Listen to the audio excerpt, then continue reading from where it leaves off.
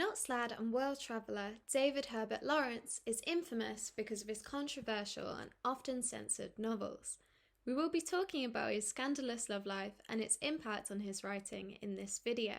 After his death in 1930, the censorship war against Lawrence was still in full force.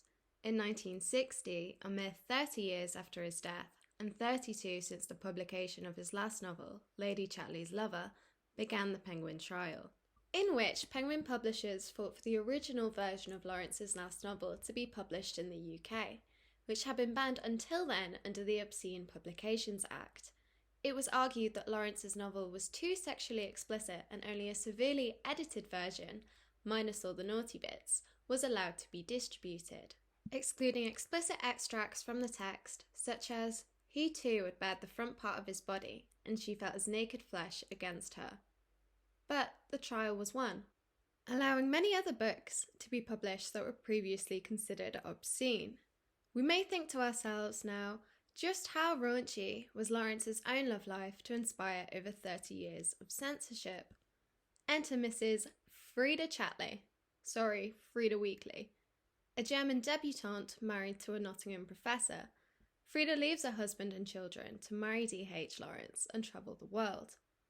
In his last novel, we can see Freda's influence, with many readers and scholars alike considering it to be semi-autobiographical.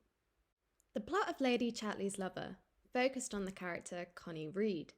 Connie is an upper-middle-class debutante known for her affairs with intelligent men, which continue when her husband, Clifford Chatley, returns home from war. Perhaps this is a reflection on Freda Lawrence's sexual encounters with German intellectuals. We know of 4 confirmed affairs in her marriage to Weekly before she met Lawrence. In Lady Chatley's Lover, our protagonist meets Oliver Mellor and begins an intense love affair. Once caught, Oliver is then fired from his work and ostracised from society. Much like the Lawrences, who had to leave England shortly after getting married due to the suspicion of a marriage between a German lady and an English man during the First World War. They were forced out of Cornwall under the Defence of the Realm Acts of 1914. Without his marriage to Freda and subsequent removal from Cornwall, we may never have had Lawrence's travel writing, including such novels as Sea in Sardinia and Morning in Mexico. However, his wife stealing isn't the only raunchy and scandalous affair to inspire his novels. While working on his sequel to The Rainbow, Women in Love, Lawrence developed a strong relationship with a Cornish farmer, William Henry Hocking, that he never admitted was more than friendship. However, many scholars dispute this because of another quote directly from the horse's mouth. In a letter to Henry Savage, he writes, "I should like to know why nearly every man that approaches greatness tends towards homosexuality, whether he admits it or not," with Freda herself saying she believes the relationship was homosexual. Many believe it was Hocking that inspired the same-sex relationship between Birkin and Gerald in Women in Love.